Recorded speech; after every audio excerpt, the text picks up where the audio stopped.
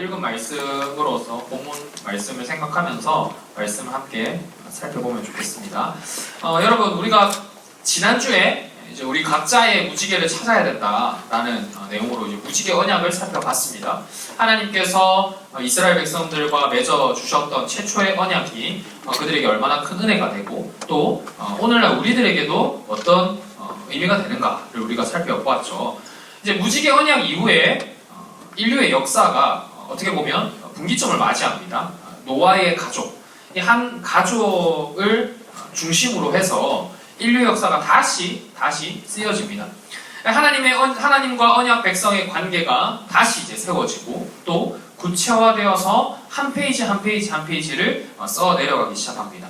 그러면서 하나님께서는 이전과 달리 인간의 그 역사들을 노아의 가족 이후에 각 사람들을 세우셔서 역사를 이어가게 하시는데 그 사람이 누구냐? 바로 족장입니다. 족장. 이 족장은 딱 네 사람으로 구체화됩니다. 아브라함, 이삭, 야곱, 요셉입니다. 여러분, 이 네 사람은요, 각 직함이, 동일한 직함이 바로 족장이죠, 족장. 족장이라는 공통점을 가지고 있습니다. 이 족장 개념이 등장함에 따라서 성경의 구약시대의 이 이야기 전개 방식이 달라집니다. 이전까지만 하더라도 가족 단위의 이야기가 많았어요. 아담의 가족이 이랬다, 누구의 가족이 이랬다, 이런 가족 단위의 이야기가 많았는데, 이제 하나님께서 족장을 세우시고 난 이후부터는 이 가족 단위의 이야기가 족장 단위의 이야기로 바뀝니다. 그러면서 이 족장 단위의 이야기가 누구를 중심으로 이제 이야기를 펼쳐나가냐면 바로 족장을 중심으로 이야기를 펼쳐나갑니다. 하나님께서 하나님의 목적과 하나님의 계획과 하나님의 뜻을 가지고 한 사람 한 사람을 족장으로 세우셨습니다. 이 네 명의 족장, 앞에 있는 네 명의 족장이 1대, 2대, 3대, 4대로 각각 그 대를 이어서 한 무리, 공동체의 리더로 세워지는데 이들은 한 임무를 지녔습니다. 무엇이냐면요, 사람들을 하나님의 백성으로 이끌어야 하는 임무를 가졌습니다. 그러니까 이전까지만 하더라도 내가 그냥 가족의 가장으로서 우리 가족을 맡기만 하면 되었는데 하나님이 세우신 족장은 어떻게 보면 이후에 등장할 마치 사사처럼, 왕처럼, 제사장처럼, 어떻게 보면 선지자처럼 이들을 하나님의 백성으로 이끌어야 하는 임무를 가지고서 그 부족 가운데에, 공동체 가운데에 섰습니다. 그래서 하나님의 백성으로 이끌어가는 그 임무가 아브라함, 이삭, 야곱, 요셉의 모습 속에 삶 가운데 똑같은 모양으로 드러나진 않습니다. 그 사람들 가운데에 그 시기마다 각자 다른 모양으로 임무가 드러나는데 어떤 사람은 살고 있는 터전을 이동하는 것으로 족장의 임무가 드러나기도 하고, 아브라함이죠. 그리고 어떤 사람은 신앙의 전수나 족장들 개개인의 어떤 신앙 성수, 이건 아브라함도 마찬가지, 이삭, 야곱도 포함이 됩니다. 이렇게 하나님께서 족장 개개인을, 그리고 그 족장 개개인을 통해서 모든 부족 및 공동체 구성원들이 변화되도록, 하나님의 백성으로 변화되도록 역사를 써내려 가십니다. 조금 제가 구체적으로 얘기해보자면 아브라함은 가족들을 가나안 땅으로 이끌어야 됐습니다. 그렇죠? 자신이 살고 있던 그 동네와 모든 인간관계와 삶의 터전을 버려두고서 낯선 땅으로 가야만 했습니다. 이삭은 아버지의 신앙과 복을 아들에게 물려주어야 했습니다. 바로 야곱에게요. 그리고 야곱은 12아들을 낳으면서 민족의 기초, 하나님 백성의 기초가 되어야 했습니다. 그리고 요셉은 자신의 비극적인 삶을 통해서 이 백성들이 다시 하나님의 말씀하신 가나안 땅으로 이주할 수 있도록 애국으로 이끌고, 그리고 하나님의 말씀하신 민족이 시작되는 그 시작점이 됩니다. 여러분, 물론 처음부터 이 족장들이 처음부터 하나님의 말씀과 하나님의 계획에 따라 하나님이 맡겨주신 임무를 잘 수행했던 건 아닙니다. 이들이 모두 하나님 앞에서 그 임무를 가졌지만 타의 모범이 될 정도로 뭔가 신앙이 뛰어났다거나 혹은 인품이나 성품이 뛰어났던 것도 아닙니다. 네 사람은 모두 결함을 가지고 있었어요. 우리로 말해보자면 흠이 있었고요. 인품이나 성품이나 어디 한 군데 빠지는 게 있었고요. 다른 사람들이 봤을 때 손가락질만 할 만한 그런 성격, 그런 뭔가를 지녔던 사람들이 바로 이 4명의 족장입니다. 제가 예를 들어 볼게요. 아브라함이나 이삭에게는 하나님의 약속을 신뢰하지 못하는 신앙의 결함이 있었습니다. 의심병이라 해도 좋을 것 같아요.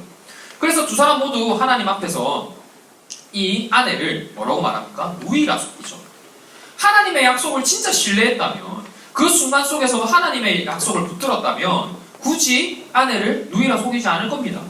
그 상황에서도 하나님이 약속을 주셨는데 제 아내를 죽이시지 않겠죠라며 담대히 신앙의 베팅을 했겠죠. 그럼 두 사람은 그렇게 하지 못했습니다. 왜요? 신앙의 결함이 있었거든요. 여러분, 야곱은 속이는 자였습니다. 형을 속였고 외삼촌 라반을 속였습니다. 이걸 저는 이렇게 좀 보고 싶어요. 개인주의, 이기주의로 인한 결과다. 그렇지 않을까요? 만약에 이 야곱이 조금 더 이타적이었다면, 조금 더 가족을 생각하고 조금 더 공동체를 생각했다면 형을 속이거나 외삼촌을 속이지 않겠죠. 자기가 원하는 타이밍에 자기가 원하는 걸 얻기 위해서 수작을 부리지 않을 겁니다. 요셉은 어떤 사람이었냐면 쉽게 말하면 눈치가 없는 사람이었고, 좀 더 나쁘게 말하면 인간관계에 아주 흠이 많은 사람이었습니다. 하나님이 꿈을 보여주실 수 있죠.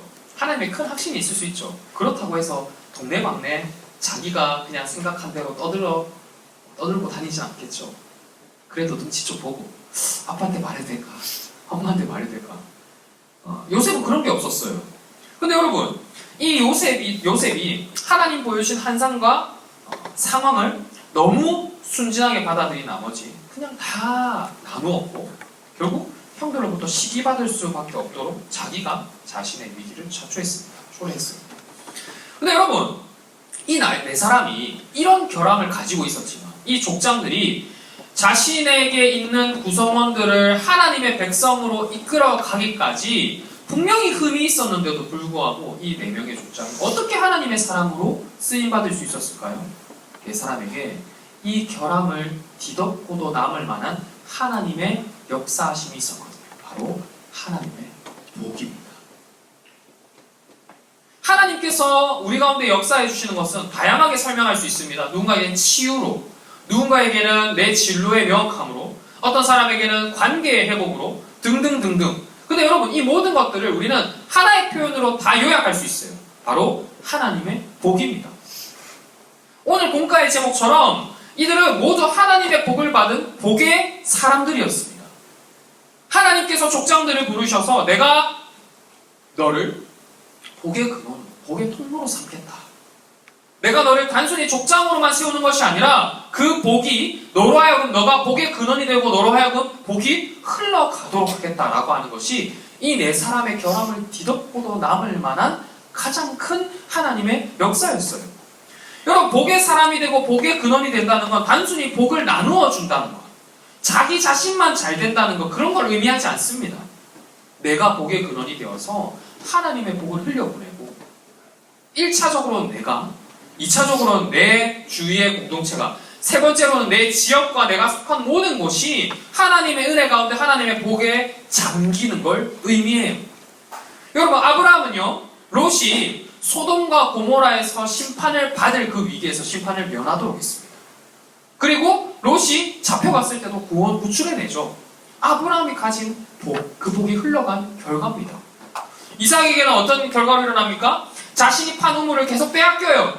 분이 날 수도 있고 다시 그 우물을 되찾아와야 된다고 생각할 수 있을 텐데 이삭은 그러지 않았어요. 이삭이 정말 믿음이 없고 신앙에 흠은 있었지만 이삭은 참 대단한 게 뭐냐면 빼앗긴 걸 도로 되찾아오는 복수의 마음이 없었어요. 그러다 보니까 자신이 빼앗겼던 그 우물로 인해 그 지역과 그 사람들이 하나님의 복을 경험해요. 그리고 자기도 마지막에는 하나님 앞에서 그 우물을 발견합니다. 그 사람들에게도 나에게도 화평이 되는 결과를 맞이해요. 여러분, 야곱은 어떨까요? 삼촌의 집을 부유하게 만들어줍니다. 실제로 성경을 보면요, 하나님께서 그 외삼촌 라반의 집에 하나님이 역사하셔서 하나님의 복이 임했다라고 기록을 합니다. 요셉은 어떻습니까? 보디발의 집을 풍성하게 만들었죠. 또 마찬가지입니다. 하나님이 역사하셔서 보디발의 집에 하나님의 은혜와 복이 풍성했다라고 성경이 기록합니다. 여러분, 하나님께서 족장들에게 축복하셨을 때 이런 일들이 일어났어요. 하나님의 사람으로 부르시고 복의 근원으로 부르셨을 때, 복이 흘러가는 통로로 부르셨을 때 이런 놀라운 일이 일어났습니다. 그래서 저는 여러분에게 이렇게 말하고 싶어요. 우리도 복의 근원이 되어야 합니다. 복을 흘려보내는 복의 통로가 되어야 됩니다. 이렇게만 말하면 내가 어떻게 복의 근원이 됩니까? 내가 어떻게 복의 통로가 되어야 됩니까? 라고 생각이 드니까 제가 조금 더 확신하면서 강하게 여러분에게 축복할게요. 여러분, 이미 하나님께서 여러분들을 복의 근원으로 부르신 줄 믿습니다. 이미 우리들을 복의 통로로 부르신 줄 믿습니다. 이미 우리가 이 자리에 앉아있다는 것 자체가 이미 우리를 복의 근원이자 복의 통로로 불러주신 증거입니다. 믿어지세요? 여러분, 이 아멘이 있어야 돼요, 이거에. 이렇게 막 말하고 나면 막 그런 생각이 또 들어요. 아니, 목사님, 하나님이 저를 복의 근원, 복의 통로로 불러주셨다고 하는데 제 삶은 여전히 어려움 가운데 있고 걱정 가운데 있고 고민 가운데 있고 인간관계 어려움이 있고 끊이지 않는 어려움 가운데 있는데 제가 무슨 족장을 갖다는 겁니까? 그럼 제가 지금 대통령이 되어야 됩니까? 뭐 도지사가 되고 부산시장이 돼서 그 당시의 족장처럼 저도 리더가 되어야지만 복이 흘러가는 통로가 되는 거 아닙니까? 지금 제 수준에 맞춰보면 좀 공부 열심히 해서 높은 자리에 올라가야 많은 사람들을 만나고 그래도 복을 나누어 줄 수 있는 거 아닙니까? 여러분, 우리가 시선을 거기까지 들지 않아도 돼요. 여러분, 이걸 잘 봐야 돼요. 족장이라는 자리가 대단한 자리처럼 보이죠. 놀라운 자리예요. 근데 여러분, 족장을 우리가 막 몰입해서 그 자리가 너무 놀랍고 명예가 높고 그 다음에 영향력이 높고 물론 맞지만요, 한 걸음 멀찍이 떨어져서 보세요. 그 당시에 아브라함의 아들 중에 누군가가, 예를 들어서 아브라함의 아들 중에 누군가가 사냥을 하고 또 누군가는 나무를 패와서 집을 보수하듯이 아브라함은 무슨 일을 하는 거예요? 무슨 일을 하는 거예요? 족장 일을 하는 거예요. 역할이 다른 거예요. 역할이 다르다. 다른 거지. 누구의 역할이 더 대단하고 덜 소중하고 아니에요. 오늘도 마찬가지예요. 내가 학생의 때에 학교 정규 커리큘럼 과정을 따라가면서 나는 아무것도 할 수 있는 게 없고 나는 너무 소극적으로 살 수밖에 없어. 여러분, 그렇지 않아요. 대통령이 되지 않고 도지사가 되지 않고 부산시장이 되지 않아서 내가 할 수 없다, 영향력이 적다, 그렇지 않아요. 여러분의 자리에서 학생으로서 여러분이 그 자리에서도 예배자로서 자리를 잘 감당한다면 아브라함, 이삭, 야곱, 요셉이 족장으로서 삶을 잘 감당했던 것과 똑같아요. 똑같아요. 여러분, 하나님께서 오늘 우리들을 축복의 사람으로 부르셨잖아요. 축복의 사람으로. 그럼 우리가 우리의 선자리에서 나에게 주어져 있는 역할을 따라서 축복의 사람으로 살아가야 됩니다. 하나님께서 나에게 지금 내 나이 때, 고1, 고2, 고3 내 나이 때에 주신 하나님의 사명과 사명을 발견해야 돼요.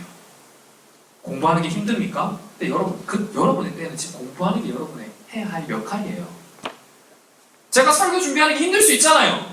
제가 소홀히 할까요? 제 역할이 있잖아요. 우리 선생님들이 한 주간 너무 치열하게 살다가 여기 와서 공과 나누는 게 힘드실 수도 있다고요. 근데 선생님들이 결석 안 하시잖아요. 안 하셨죠? 그게 소명이기 때문에 우리가 그렇게 맡은 바 역할을 다할 때 우리는 아브라함과 같은 족장, 아브라함과 같은 복의 근원, 아브라함과 같은 복의 통로로 살아가는 거예요. 내가 복이 되고 내 주변을 내가 복을 흘려보내고 많은 사람들에게 내가 복을 흘려보내는 사람. 여러분, 우리는 기억해야 돼요. 족장 네 사람이 축복의 사람일 수 있었던 이유는 그들의 역할을 잘 감당하고 순종했던 것도 맞습니다. 이거 중요해요. 여기서 근데 하나 더 욕심내야 돼요. 우리가 뭐냐면요, 이것보다 더 근원적인 이유, 더 중요한 게 뭐냐면 하나님이 그들과 함께 하셨다는 거예요. 소명을 잘 감당해야 돼요. 학생의 때에 학생의 본분을 잘해야 돼요. 우리 선생님들께서 그러하시듯이. 근데 여러분, 이것만큼, 아니 이것보다 더 중요한 게 뭐냐면 하나님의 함께 하심을 경험해야 돼요. 내가 하나님의 함께 하심 없이 소명 다한다고 열심히 살아간다 한데 하나님의 함께 하심이 없으면 그건 그냥 내 열심으로 살아가는 거예요. 하나님의 함께 하심으로 하나님의 동행하심 안에서 우리가 복의 통로로 근원으로 살아가요. 여러분 여기 하나님이 함께 하셨다는 건 제가 이렇게도 좀 바꿔 말해볼 수 있어요. 하나님이 함께 해주셔야 순종이 의미가 있어요. 하나님이 함께 해주셔야 우리 삶에 하나님의 복이 흘러가요. 저는 우리 고등부가 내 열심, 내 계획으로만 사는 게 아니라 이 하나님의 함께 하심을 경험해서 여러분들이 여러분의 소명을 다할 때에 하나님의 복의 근원, 복의 통로가 되어감을 좀 경험할 수 있으면 좋겠어요. 경험할 수 있으면 좋겠어요. 여러분들 눈에 제가 어떻게 보일지 모르겠지만 저도 얼마나 소심하고 얼마나 소극적인 사람, 얼마나 결함이 많은 사람입니다. 근데도 그 결함마저 뒤덮으시고 뛰어넘어서 여러분과 이런 은혜를 나누게 하시잖아요. 제가 그 산 증인이잖아요. 선생님들이 산 증인이시고 여러분이 이 사실을 꼭 기억해서 여러분 삶을 복의 근원과 복의 통로로 만들어가길 원하시는 하나님을 경험하시고 오늘도 이번 한 주도 우리의 온 평생 가운데에 복의 근원, 복의 통로 하나님과의 동행 가운데 복의 통로, 복의 근원으로 살아가는 우리 고등부 되기를 축복합니다. 자, 기도하겠습니다.